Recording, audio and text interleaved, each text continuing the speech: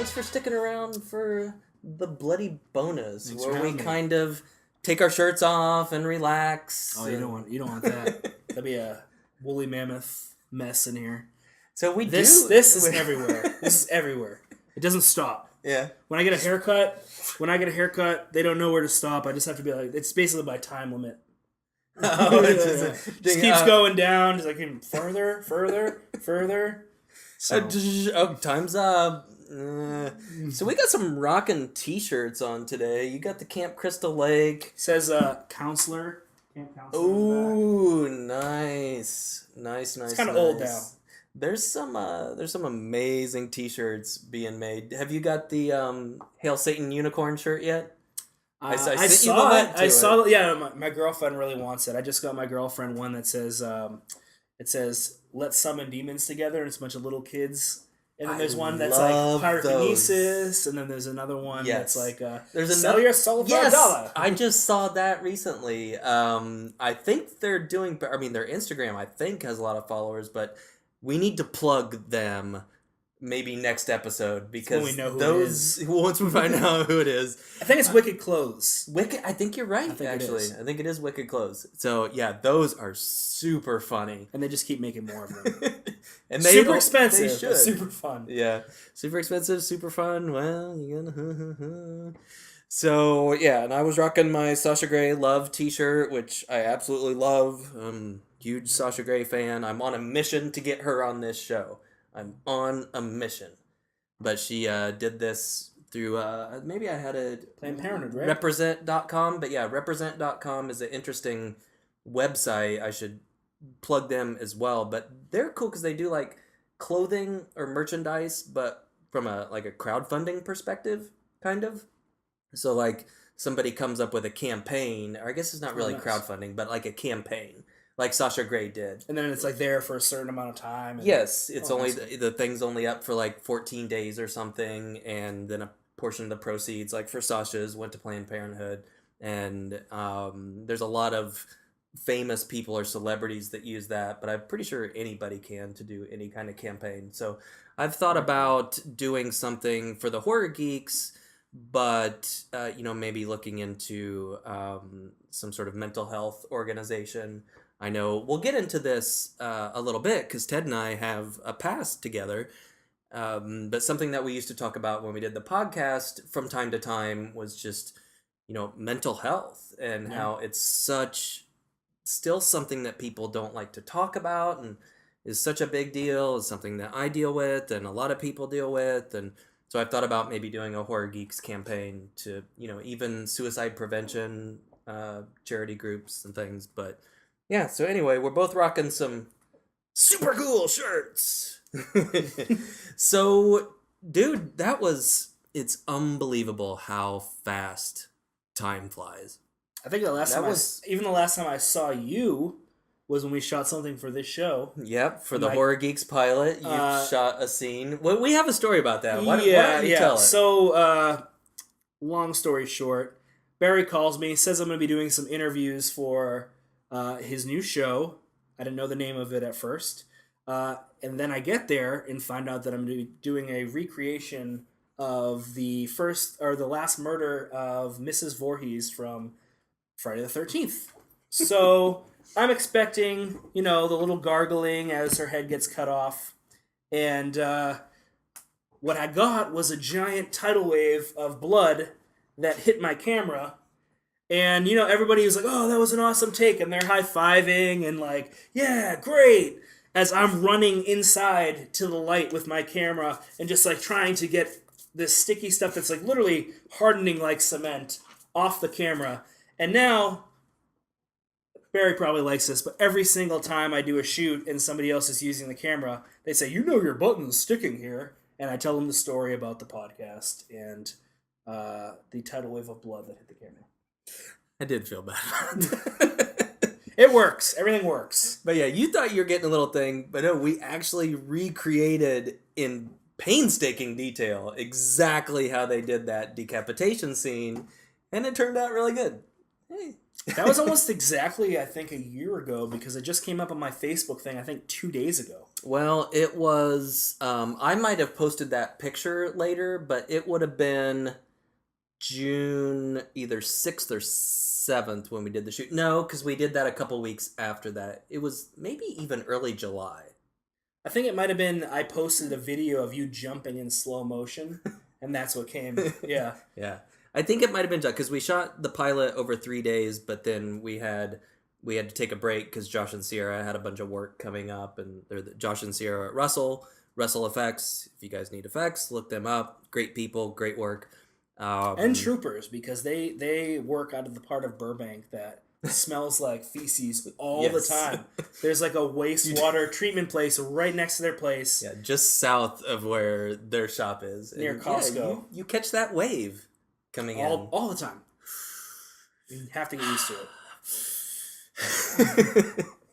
So, you worked on the pilot for a day. You did that shoot for us. But then back in 2013, Yeah. we used to do the 1313 Blood Lane podcast, which I'm pretty sure the Facebook page is still active. We still get invited to different Comic-Cons and stuff all the time. Yeah. Like, hey guys, like I just get a message, hey guys, you're gonna come to San Fernando Comic-Con Yeah. to talk? I was like, dude, no. I think so. That was a lot of fun, and I look back on that with really fond memories. Like, we started doing that not too long after I moved here and didn't know a whole lot of people, and you and Maria and Jose were really probably the first three people that I kind of bonded with. And I met Barry. He came to my film, the Cohasset Snuff Film. You came. Yep.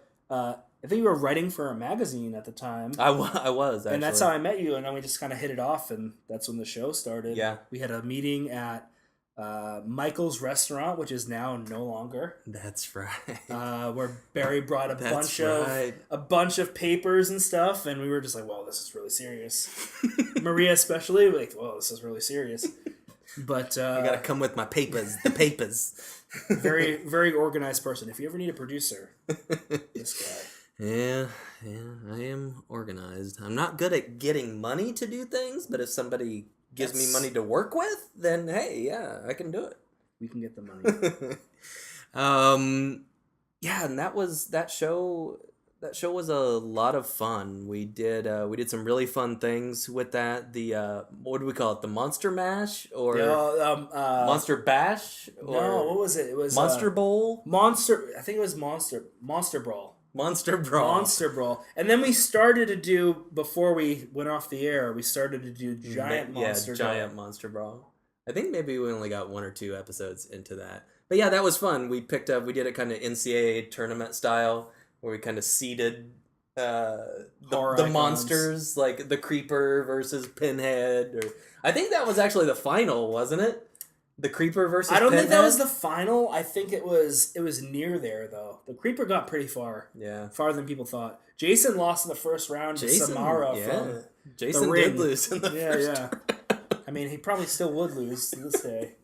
That was a lot of fun. That was fun doing that. And it was over the course of like 10 episodes or something, because I think we started off with 16. Yeah. And then whittled down, and yeah. It was a very long thing. I mean, still some of the YouTube videos are up, and people are like, "I think Leprechaun would destroy Chucky," and like still to this day, there's not really video either. It's just a picture with like the countdowns, right. And people are still like, "How dare you say that this person would win?" So people are still listening to the podcast. I think old episodes. Yeah. So. Yeah, they should still be up. They should still be up on iTunes. I don't know if you guys have noticed or if it's a thing that you're interested in, but I do export just the audio tracks for.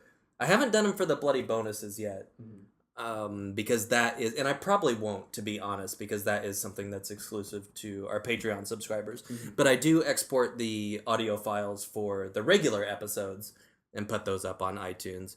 I know some people, would rather, even though this show is a very visual show, some people still would just rather listen to out of the gym. The audio. Yeah.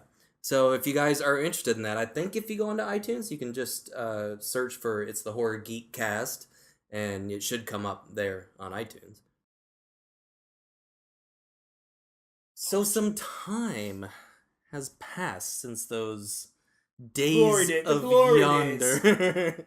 Or not Back glory when- days. I mean, back when you had less gray in your beard, and back when I still didn't have any hair. But well, no one knew that I had no gray, and they could think that I just had this all the time because there was no video before. That's true. So I feel like that blossomed into this. Yeah, by extension. Because video killed the radio we're star. Evolved.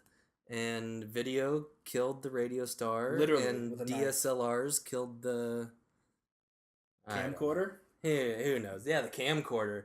Speaking of camcorder, really just off topic. In section 2 or episode 2, Andy and I did serial killers, and one of the ones we focused on was Henry, Portrait of a Serial Killer, which is just such a good movie. And Andy brought it up during that episode, but the part where they go and that guy's like selling video cameras and stuff out of the warehouse or some storage facility or something, they end up killing him and smashing him with the TV. And Who would have thought that guy would movies. go on to be in Guardians of the Galaxy? Yeah. I'm Mary Poppins, y'all. Yeah. Oh, Michael Rooker. Oh, he's so, and I've never met him. I've just heard he's a super chill. Yeah, everybody's worked with him. Really cool dude. I'd love to work with him. He's been in so much stuff too. So 4 years almost have passed since the time we stopped doing 1313 to now. Yeah. What's been going on with your life? With my life's life. stuff. You want to know horror-related stuff or just life stuff? Anything, man. How have your bowel movements been? I mean, still have constant IBS, I would Yeah. say. Yeah, mostly from stress. Yeah. Other from Del Taco. But it's so good. but it's so good.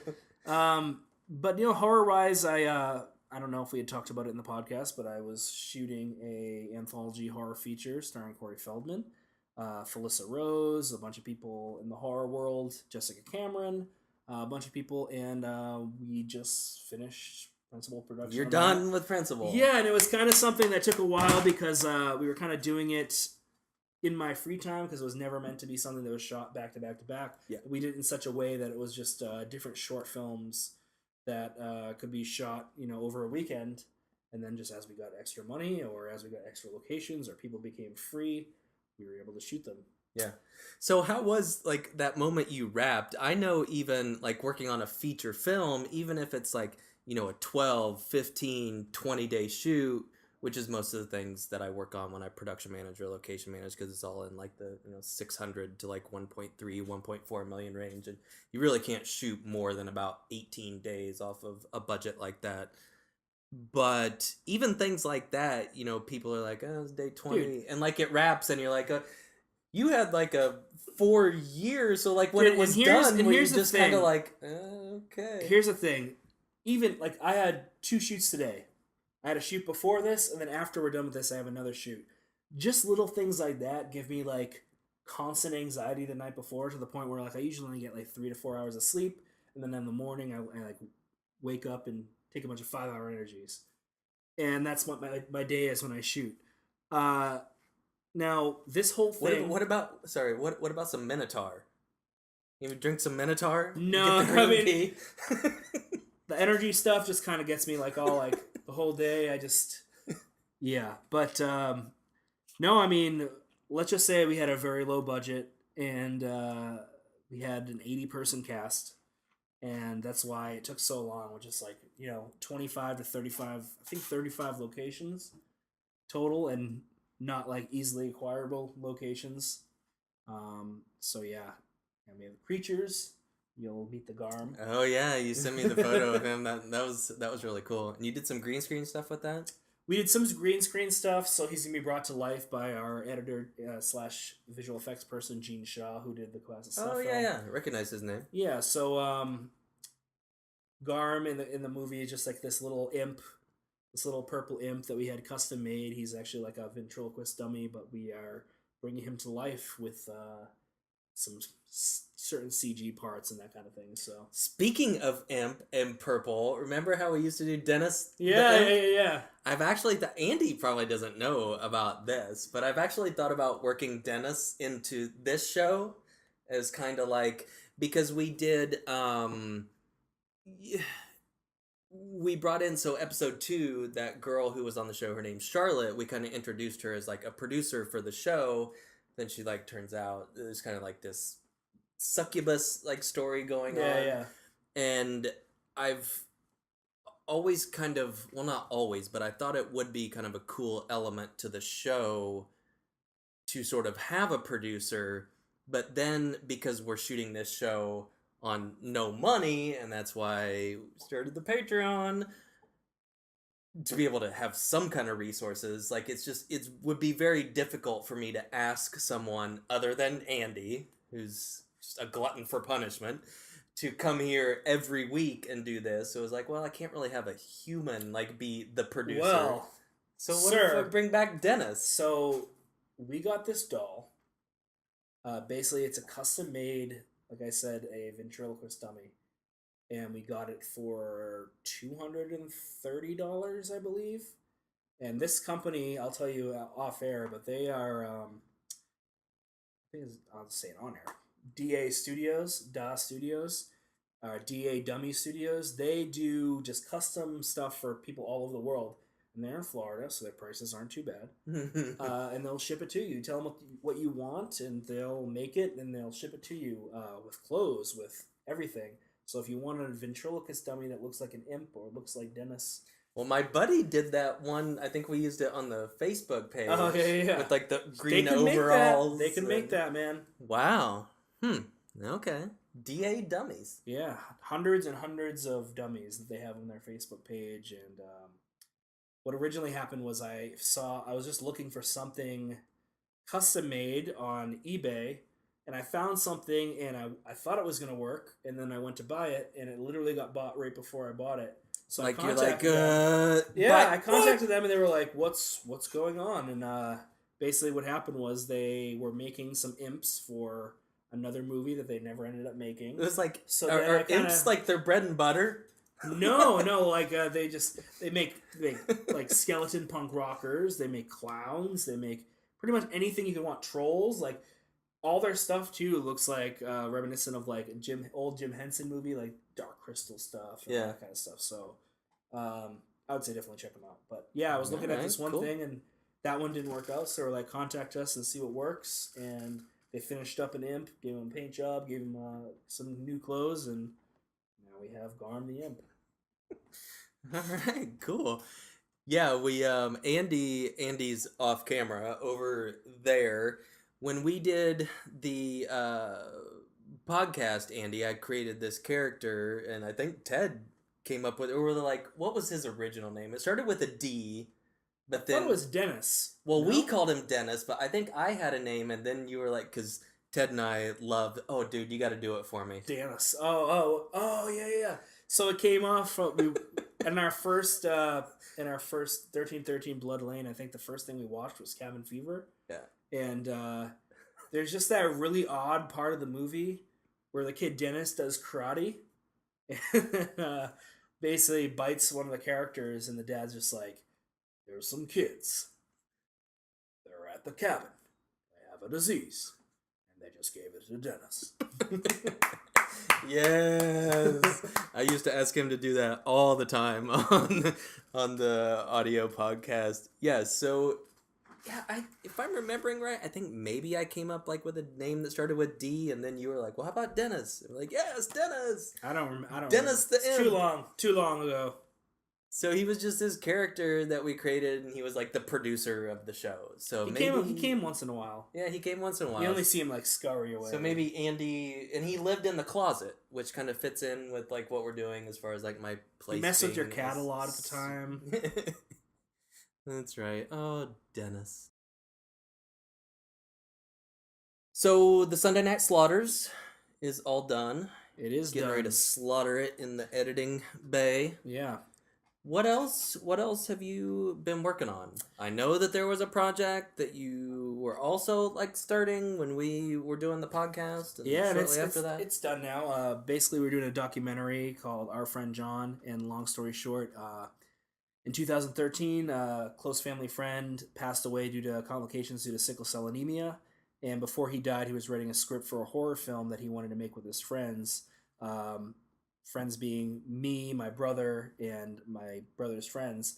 My brother was kind of a better friend to him than I was, just because I was on the West Coast when he met him, and he actually took my room that I used to live in my mom's house and live with my brother. My brother met him at a program called Living Innovations, which bring people with different disabilities together and help them live more fulfilling and normal lives, whether it be social events, getting jobs, just doing things in the community. And so when John passed away, my brother and his other friends that have disabilities decided to make his film in their honor or in his honor. So we did a documentary about them making the film, having no background in filmmaking, and never even picked up a camera or anything like that. So that's now completely done, and we're going to be having like a cast and crew premiere soon, and submitting to some festivals and all that kind of stuff. So Are you gonna have anything here in LA? we sure are. We sure are. We're looking forward to doing that in the next about month or so. So Cool.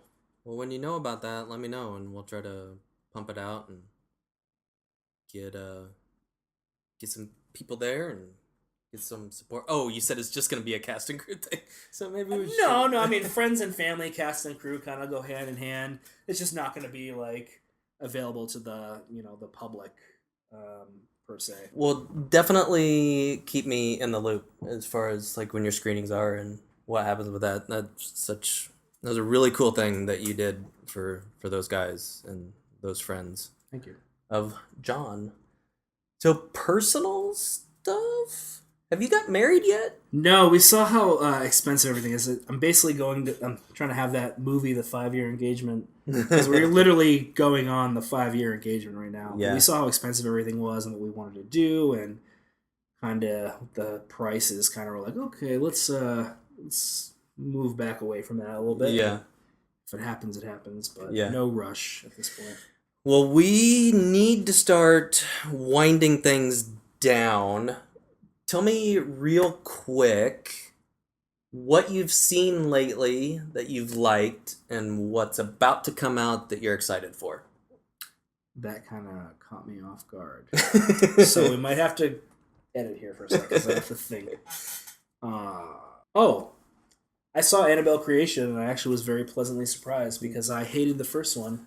That's what I've heard. I still yeah. haven't seen it yet. I need to go this week because it's like all these Dude. things are gonna start like Annabelle, and then this weekend It, and then next weekend Mother comes out. The thing that's and... crazy about it is like since the Avengers, everybody's decided like, oh, we need to do an extended universe. So he like puts in all these like coals in the fire as far as Yeah. like the nun gets shown again and Yeah. all this different stuff. So I thought it was cool. Let's see what else. I haven't seen a ton of stuff lately. I mean, I haven't seen anything in the theater, and I've been so busy with this and some business stuff, and I haven't seen a lot of stuff I lately. have the problem where I watch so many movies that it's like I watch no movies. Yeah.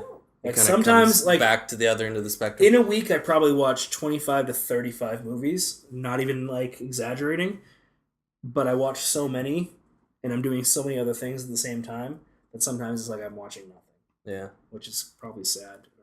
Okay, so one more thing before we go. Sure. I do want to ask you if you're excited to see Leatherface. I am. I wasn't at first because I thought it was just something to kind of keep the rights for the franchise, but then I saw the trailer and I was like, oh, that's pretty awesome. I'm actually pretty excited to see it. I had forgot until recently, to be honest, that the same French duo that did Inside are directing this, and so I Yeah. have to imagine that it's going to be bloody and gory, and this one isn't getting a wide release. It's just getting like a limited theatrical, and maybe that's because it is super bloody and super gory. I don't know. I mean, I would tend to think that you're right. It might have something to do. They wanted to pump something out because of rights issues, but maybe it's going to end up being a good thing, whereas they're like, yeah, we just need to do something to keep the rights, and so let's give these guys free reign and just have them make a freaking crazy ass Texas Chainsaw movie. It's always a good idea when like foreign art film directors make horror films, like the Mother movie that's coming out. Yeah. With A-list cast and stuff. Horror movie. Looks awesome too.